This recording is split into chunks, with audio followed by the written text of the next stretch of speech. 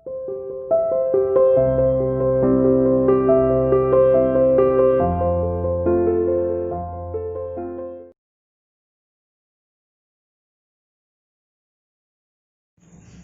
Morning student, welcome to online study system CR international school Tihara.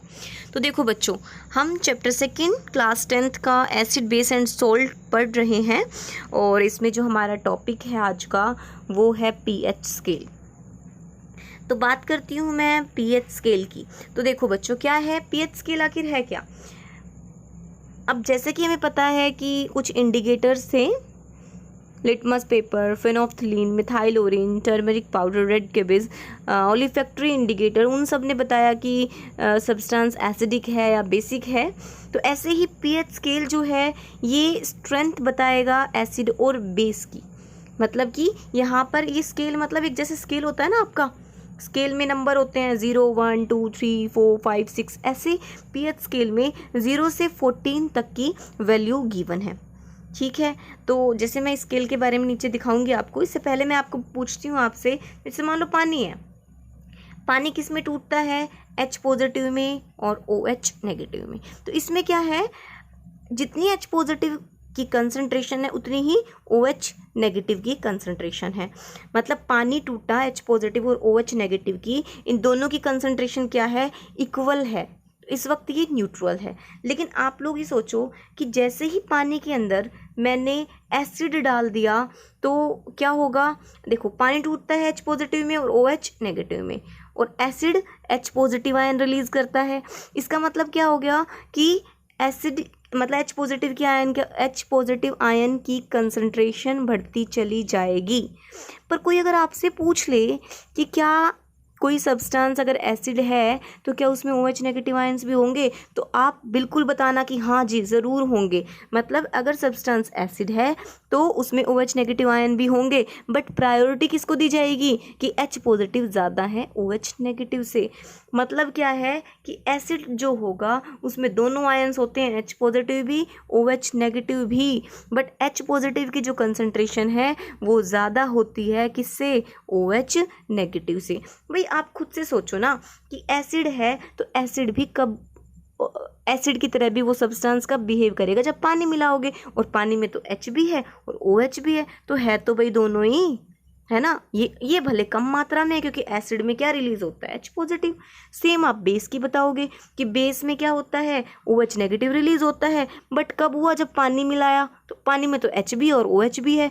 तो कोई आपसे पूछे ना कि अगर कोई सब्सटेंस बेसिक है तो क्या उसमें H होंगे, आप कहना ज़रूर H होंगे, बट कम मात्रा में होंगे, उनकी कंसंट्रेशन क्या होगी, कम होगी। तो यहाँ पर ये क्वेश्चन आ जाता है कि क्या एसिड में सिर्फ H आयन होते हैं, तो आप कहना नहीं, OH भी होते हैं, बट कंसंट्रेशन H की ज़्यादा होती है। पढ़ लेना, आपको समझ में आ जाएगा।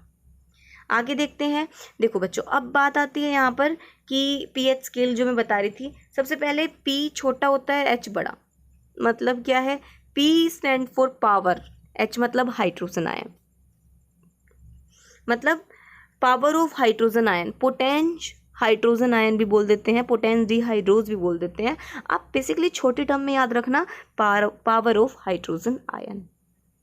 ठीक है, तो अब देखो मैं स्केल दिखाती हूँ आप लोगों को। पावर ऑफ हाइड्रोजन आयन समझ रहे हो, हाइड्रोजन रिलीज करने की शक्ति।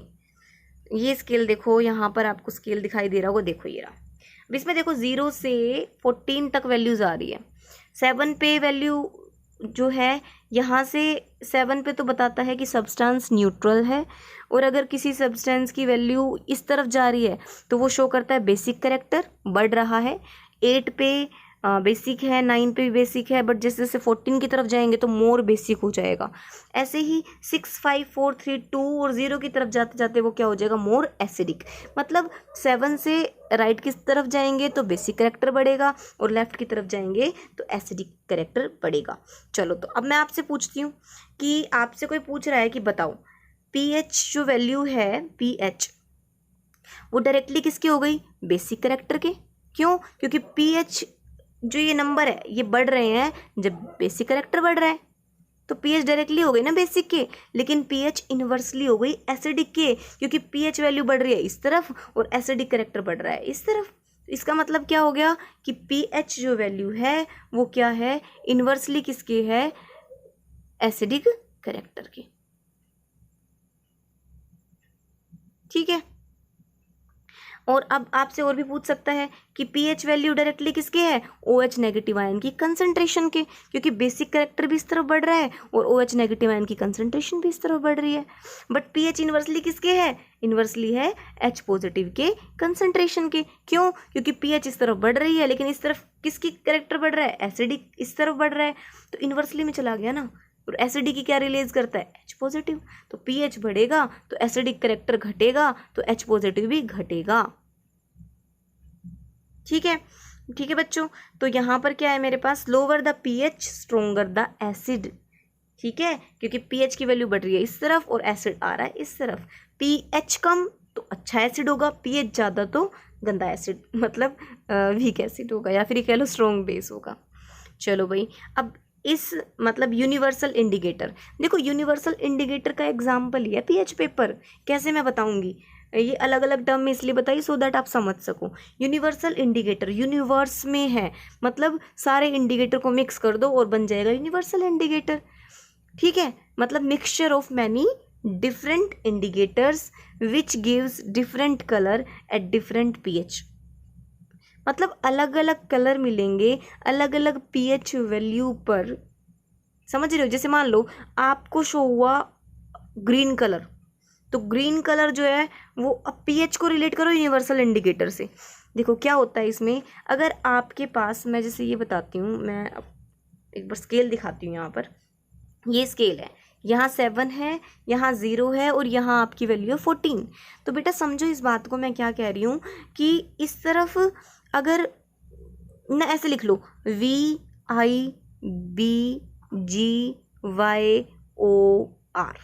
विबग्योर। V मतलब वॉयलेट, I मतलब इंडिगो, B मतलब ब्लू, G मतलब ग्रीन, Y मतलब येलो, O मतलब ऑरेंज और R मतलब रेड। क्या कह रहा है ये कि अगर वॉयलेट कलर आपको शो हुआ जब आपने सब्सटेंस को, यूनिवर्सल इंडिकेटर को सब्सटेंस में डाला और आपका कलर शो हो रहा है वॉयलेट, समझ रहे हो। जैसे आपने लिटमस पेपर को क्या था, आपने डिप किया था एसिड में और कलर आ रहा था रेड, तभी पता चल रहा था ना वो एसिड है। ऐसे यूनिवर्सल इंडिकेटर में आपने थोड़ा सा एसिड डाला या थोड़ा सा बेस डाला, कुछ भी आपने डाला और कलर आ गया वॉयलेट, तो समझ जाना वो बेस है, क्योंकि देखो इस तरफ क्या होते हैं, बेसिक कैरेक्टर। ठीक है, अब ये यूनिवर्सल इंडिकेटर यही नहीं बताता कि बेस है, ये बताता है कि वो स्ट्रॉन्ग बेस है। मतलब इस तरफ वैल्यू जाती है स्ट्रॉन्ग बेस की तरफ, मतलब 7 से ऊपर। देखो ये है, ये 7 है, तो 7 के बाद 8 मतलब बेस, 9 मतलब ठीक है थोड़ा और अच्छा बेस, 10 मतलब बहुत थोड़ा और अच्छा बेस, ऐसे ऐसे 14 तक बहुत ही अच्छा बेस, मतलब स्ट्रॉन्ग बेस। और ऐसे ही 6 पे जाते हैं तो एसिड है, 5 पे जाते हैं तो थोड़ा और अच्छा एसिड है, 4 पे बहुत ही बढ़िया एसिड है, 3 पे और अच्छा एसिड है, और ऐसे 0 तक आते आते वो क्या हो जाएगा, स्ट्रॉन्ग एसिड। तो इस तरफ आप समझो मेरे मतलब जो मैं बता रही हूँ उस बात को समझो, VIBGYOR,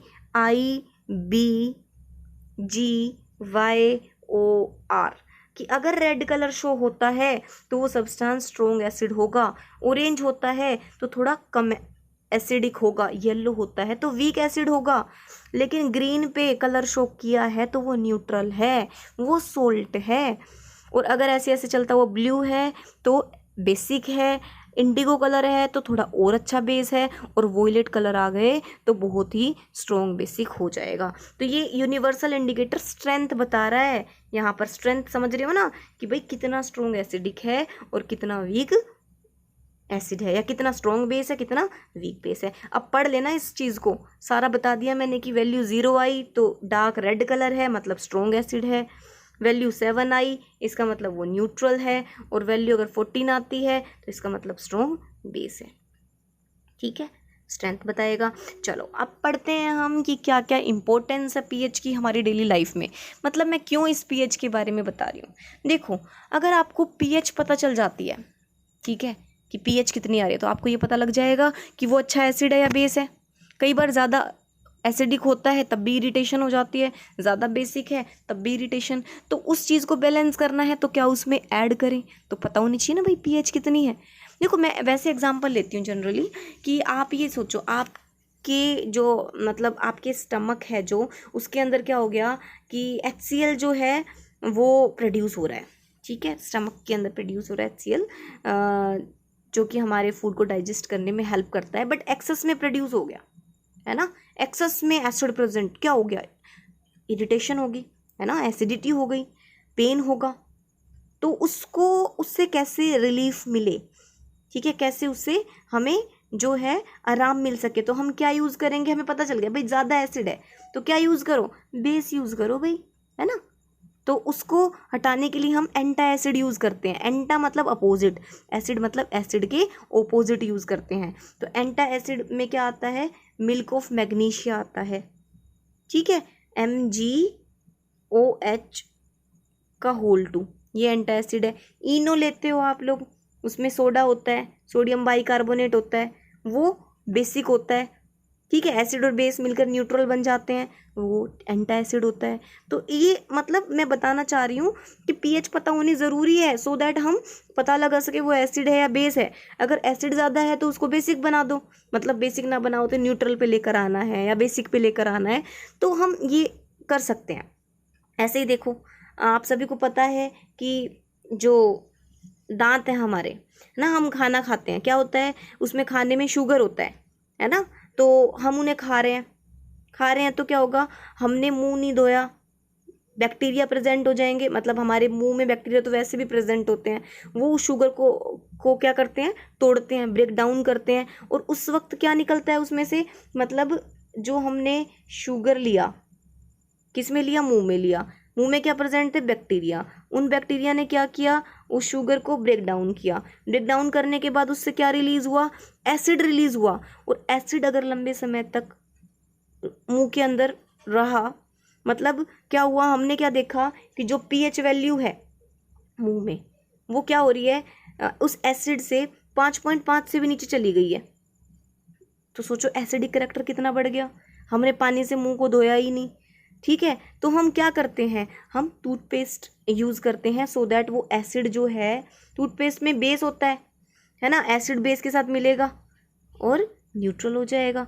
और जो इंसान क्या है, टूथपेस्ट भी यूज़ नहीं करते और कुछ भी खाते रहते हैं, मुंह अपना मतलब बिल्कुल नहीं धोते, ठीक है, कुल्ला वगैरह नहीं करते, क्या होता है, बैक्टीरिया मतलब जो एसिडिक करेक्टर है वो ज़्यादा बढ़ जाता है, दांत टूटने लग जाते हैं, है ना, तो फिर कीड़े लग जाते हैं उनके दांतों में, है ना। तो ये चीज़ें जो हैं इनसे पता होनी चाहिए भाई, पीएच इतनी जा रही है तो ये चीज़ यूज़ करो, टूथपेस्ट यूज़ करो, बेसिक होती है, उसमें सोल्ट होते हैं, या फिर तो बेसिक है तो एसिड और बेस को न्यूट्रलाइज कर देगी। ऐसे ही देखो मिट्टी है, कई बार देखा ना, कई मिट्टी पे मतलब कुछ नहीं उगता है, या उग भी रहा है तो एक होता है ना, ग्रो बहुत धीरे धीरे कर रहा है, और कुछ मिट्टी ऐसी उसमें ग्रो बहुत जल्दी कर रही है प्लांट हमारा, ठीक है, हमारे जो पेड़ पौधे हैं वो जल्दी जल्दी उग रहे हैं, उन पे फल उग रहे हैं, और कुछ पे फल उग रहे हैं तो वो कीड़े पड़ रहे हैं उनमें, अच्छे नहीं हैं, मीठे नहीं हैं। तो क्या हुआ कि हमने सोइल की टेस्टिंग ही नहीं की। क्या होता है कि सोइल की टेस्टिंग करो, एक टेस्ट ट्यूब लो, टेस्ट ट्यूब के अंदर अपनी सोइल डालो, सोइल के ऊपर से पानी मिलाओ, उसे घोल लो, फिल्टर कर दो, फिल्टर करने के बाद आप जो वो फिल्ट्रेट बचा है, पानी पानी से बचा है, उसको चेक करो कि वो एसिडिक है या बेसिक है, उसकी पीएच वैल्यू कितनी आ रही है। अगर पीएच 7 आ रही है मतलब तो बहुत बढ़िया बात है, हमारे जो प्लांट है वो बहुत अच्छे से ग्रो करेंगे। अगर 7 है न्यूट्रल है, बट बहुत ज़्यादा एसिडिक हो गई पीएच, सॉरी सोइल ज़्यादा एसिडिक हो गई तो क्या किया जाएगा, उसमें बेसिक चीज़ें ऐड की जाएगी। तो आप लोगों ने देखा होगा कई बार ये calcium hydroxide, lime water, white colour का पाउडर सा, उसका घोला बनाकर खेतों में डाल देते हैं, सो दैट जो वो एसिडिक करेक्टर है वो उसके कम हो जाए और वो न्यूट्रल की तरफ चली जाए, है ना, तो प्लांट ग्रो कर सके। ठीक है बेटा, तो ऐसे ही ज़्यादा बेसिक है तो उसे थोड़ा न्यूट्रल करके उसमें एसिडिक मिलाया जाता है। तो बस मेन बात यही है कि वो खाद वगैरह मिलाते हैं, है ना। तो ये सब चीज़ें आपको पढ़नी है कि भाई पीएच वैल्यू का पता होना बहुत ज़रूरी है, क्या होती है क्या नहीं। ऐसे ही एक चीज़ और बताती हूँ, जब मधुमक्खी वगैरह काटती हैं हमें, ठीक है, तो देखा है ना हमने कि हमारी जो स्किन है वो मतलब स्वेलिंग उस पर आ जाती है। तो क्या होता है, मधुमक्खी रिलीज़ करती है फॉर्मिक एसिड, देखो HCOOH, ये एसिड होता है फॉर्मिक एसिड, मिथेनोइक एसिड भी बोलते हैं। इस एसिड को मधुमक्खी हमारी बॉडी में रिलीज़ कर देती है। अब ये क्या है, एसिड। तो आपने देखा होगा लोगों को लोहा रगड़ते हुए, जब मधुमक्खी काटते तुरंत लोहा रगड़ते हैं। क्यों? क्योंकि लोहा मतलब क्या है, आयरन। आयरन मतलब मेटल, और लोहा ऑक्सीजन से रिएक्शन करके मेटल ऑक्साइड बना रहा है, और मेटल के ऑक्साइड कैसे होते हैं, बेसिक। तो एसिडिक कैरेक्टर को कम करने के लिए उसमें बेस जो है उससे उसे रगड़ा जाता है, सो दैट वो न्यूट्रल हो जाए, हमें रिलीफ मिल जाए। ठीक है, ऐसे ही आपके पास अगर घर पे हो तो बेकिंग सोडा लगा लो, रिलीफ तुरंत मिल जाएगी।